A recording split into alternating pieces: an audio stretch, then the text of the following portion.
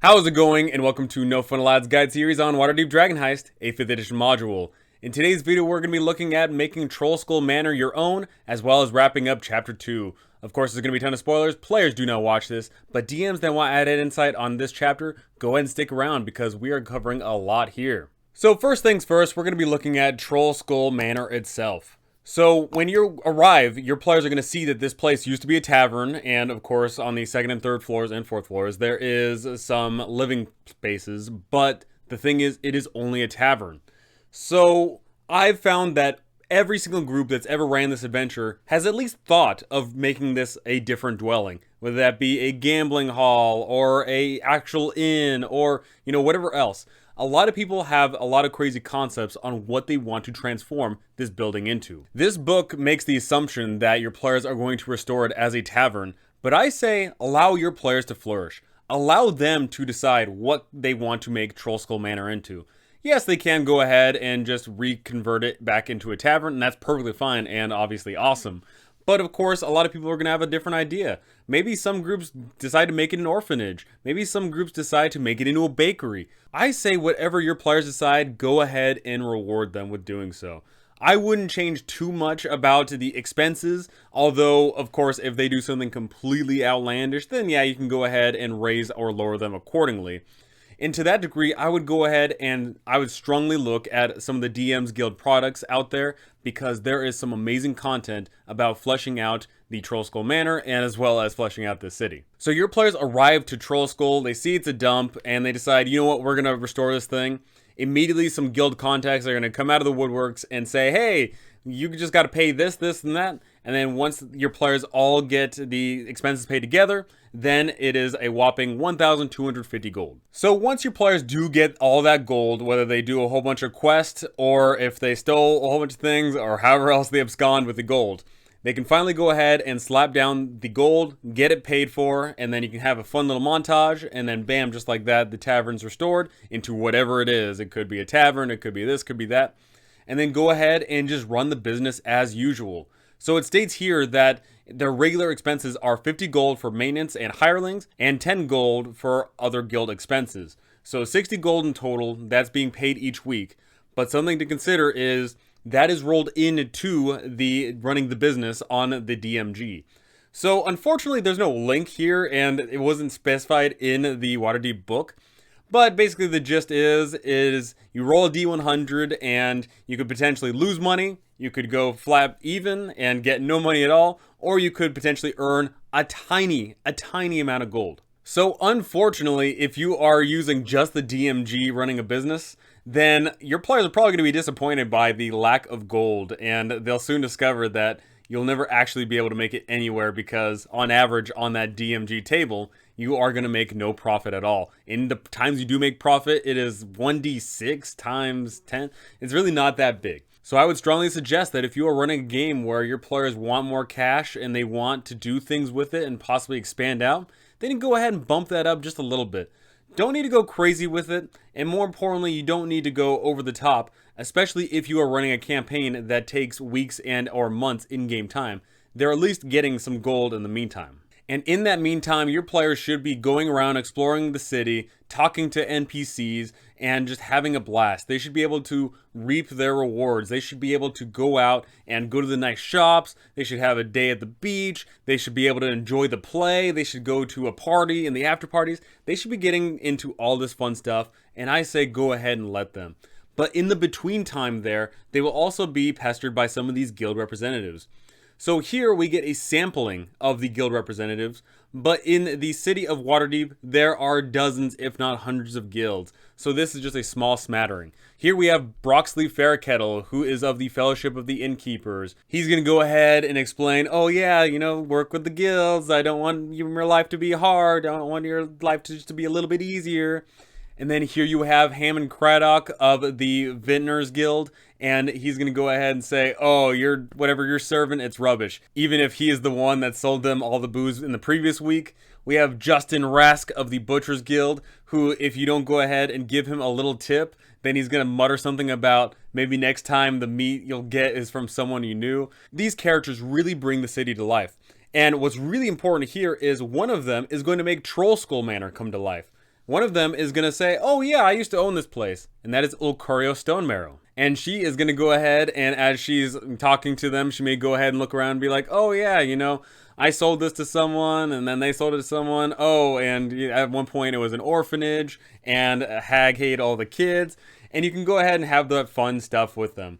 Something I always recommend with Trollskull Manor is tell the history of it, but not natively. Don't go ahead and give a big old spiel in a row. What I would strongly suggest is, if anybody ever asks about Trollskull Manor's previous occupants, go ahead and have every single person they ever ask tell a different story. Go ahead and say that at one point it was an orphanage and a hag ate all the kids. Go ahead and say that it was a jail that burned down. Go ahead and say that a necromancer did some foul deeds down in the attic. Go ahead and spring all these tales, but make sure that not all the stories are bad. Go ahead and say, oh yeah, you know, someone owned it and it was a nice respectable tavern and everyone loved it, but eventually they retired and sold the place and then someone else picked it up. Go ahead and string all these tales because that's going to add to the legacy of Trollskull Manor, and your players should hopefully go ahead and build upon that legacy. And to really add to Trollskull Manor, of course, it's not enough to succeed. Others must fail. Your players will have a rival, a business rival, during this whole affair in the form of Emic Froon. Emic Froon recently tried buying Trollskull Manor, but of course he got bought out by Volo.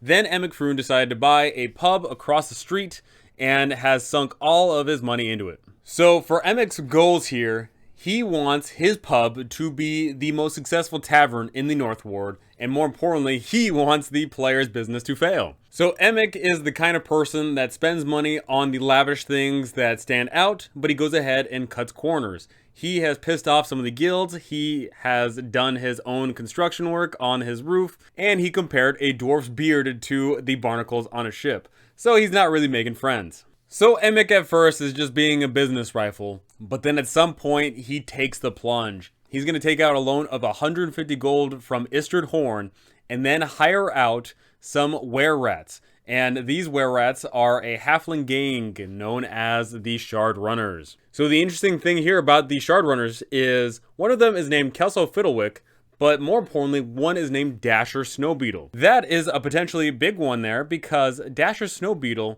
is actually related to someone in the Emerald Enclave. And what's fun here is we get a list on the sequence of actions. So at first, Emic hires the Shard Runners, and then the were-rats are going to scope out the party's business. Then the Shard Runners are going to go ahead and plant morsels of food to go ahead and attract rats, causing an infestation. Emic is going to go ahead and then spread some rumors that your player's business is infested with rats, and this is going to apply a -10 penalty to that D100 roll. So basically, your players for a full month are more than likely not going to get some good stuff out of the tavern expenses. The Shard Runners, after a bit of time, are going to then demand more gold because they have done enough. Emic is going to go ahead and pay them an extra 50 gold to creep around the tavern at night in hybrid form and carve rat faces into the doors of their neighbors and draw attention to themselves. Once again, just ruining the business reputation. And the final straw, Emic is going to go ahead and once all these rumors are in place, he's going to convince local residents to sign a letter to be drafted, and this is going to get the city watch involved, and he's going to accuse the party of running a front for a guild of were-rat thieves. And this is a big deal because if the evidence is damning and the players don't have any way of defending themselves, then they may be screwed. So here we get this nice list on Emic's actions and the events that take place, but we don't get any sort of intervention. We don't get any understanding of how your players could go ahead and fight back against Emic's advances. And so to that degree, I would go ahead and say, leave it up to chance. If your players aren't doing anything with the business at all, and they just go ahead and leave and never discuss, they just show up every 10 days to collect their dues, then unfortunately, they're probably going to miss out on some permanent things. But if your players take an active role in Trollskull Manor, then there is something that they can do about it. Perhaps if your players are sticking around Trollskull Manor, they spot that shady characters are showing up recently. Perhaps they actually catch someone in the middle of throwing down some food to attract some rats. Maybe some creative people are going to go ahead and talk to the rats if they can speak with animals and find out what's going on. Maybe your players are going to catch the were-rats in their forms and go ahead and drive them away. There's so many times that your players could go ahead and intervene, but the real question is the time frame. How quickly does this take place? It doesn't actually give us a time here, But what it's telling me is that this would be done over the course of a few weeks. At the very least 3 weeks. You know, your players should be understanding this time lapse of events that's going on, and they should, at every single step of the way, have some sort of role that they could potentially make, or just an active sense on how to go ahead and stop all this nonsense. So then begs the question, your players are at any step of the sequence able to stop Emic, but what do they do about it? Do they go ahead and turn Emic in with some substantial evidence? Do they go ahead and just go and do some fun shenanigans against Emic's pub? I say that's way more fun, and usually that's what people do. Instead of reporting it to the police, they say, let's get even. And then they go ahead and mess with his business. And then you can go ahead and add it to this. If there is a war going on between these two businesses where they're just constantly escalating and fighting each other, that could be a blast. If they're both wasting resources and wasting time, but your players are the one that's having fun in this whole engagement, I say go ahead and let it go, because that is just amazing, right? Your players get this business going, and then they have a rivalry, and eventually they overcome this rivalry, and there they can proudly say, we stand on top. Now, for the transition from Chapter 1 to Chapter 2, it has a clear-cut idea of your players get done with the quest, finding Floon, and Volo hands over the deed, and then your players get that level up and move on to the next chapter. But here we do not get something concrete. Here it states that if your players deal with Emic Froon or partake in self-directed activities, eventually they move on to the next chapter. And mind you, that next chapter, Chapter 3, is when it is going to start spiraling into the grand finale. So you have to take that into consideration. How much free time do you want in this campaign? How much focus is on Chapter 2? Traditionally, Chapter 2 is one of the bigger ones that everyone runs in this module because it is free form, it is because it's low level, so they're not getting into anything too crazy, but they are still dealing with their businesses, and they're doing all these quests for these factions, and they get to meet with all the people in the city. And of course, you want your players to be emotionally invested in this location when that fireball hits, because then they're going to know that, oh, you know, our homes are potentially in danger. And then they'll start spiraling down this crazy chain of events that leads them all the way to the Vault of Dragons. So the biggest thing about Chapter 2 is it is finally your players' time to explore this city. So yes, we get this map that goes into every single little alley and detail, all these little intricate buildings, and of course, dotted around the map are a ton of named locations. And we have Volo's in Kyridian, which goes into immense detail about the city itself, the way of life, its history, you know, and all this great stuff. But the thing is Chapter 2 doesn't give us that many quests, and most important of all, it doesn't give us that many beats that we can go ahead and give to our players. That is where you, as the DM, are going to go ahead and thrive. That is when you're going to go ahead and ask the players, what do they want to do while in the city of Waterdeep? Who do they want to meet? Where do they want to go? What is their main objective? And then you can go ahead and expand upon that. Do you have people that just want to run a business? If they want to run the Trollskull Manor as a cute little bakery, then go ahead and expand upon that. Go ahead and give them some fun interactions with some of the other bakers around here, and then they can go ahead and give their experiences. Do you have players that want to eventually join Forest Grey and become awesome adventurers? Then have them go around the city talking to other members of Forest Grey so that they can go ahead and tell about all their experiences, where they started, where they're going, and where they are right now. Do you have people that just want to party all day and all night? Then go ahead and get them invested in that. Go ahead and get them invested in the major nobles of this city that are throwing outlandish parties every single week. And most important of all, foreshadow the future to come. Go ahead and get them introduced to maybe the inklings that there is something going on in this campaign, that there is in fact some greater desires that your players may find themselves getting into. Get that ball rolling with all of those villains. Jarlaxle is a very easy one. Jarlaxle can fit into any part of this campaign because Jarlaxle can go ahead and impersonate anybody at any time and do anything. The Castellaners are great because they interact with the nobility of the society. Manchun is great because his Zentarum agents are running around doing a whole bunch of crazy things. And the Xanathar Guild is also doing those same crazy things all around. So foreshadow the things to come, get them invested in the city that they will grow to know and love, and most important of all, introduce a wide bevy of NPCs.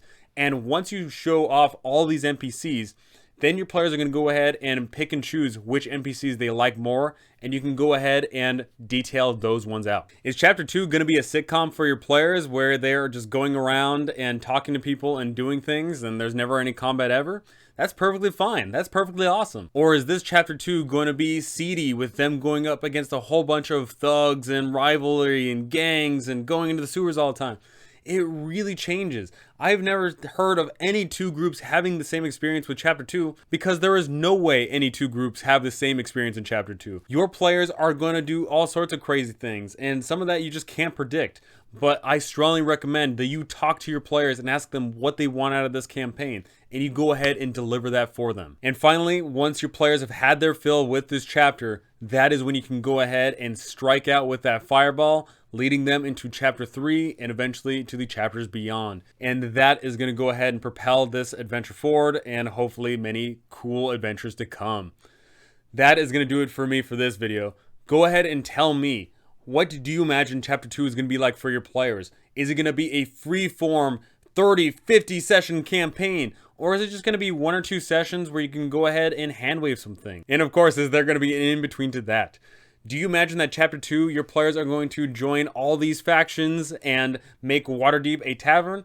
Or are they going to go ahead and join one faction, not do anything at all with the tavern, and just let it slide? Go ahead and tell me all these things because I want to know. But that is going to do it for me. Thank you so much for watching. And thank you to all my amazing patrons up here. You guys are absolutely incredible. Thank you so very much. That is going to do it for me. Thank you so much for listening. And I cannot wait to see you all in the next one.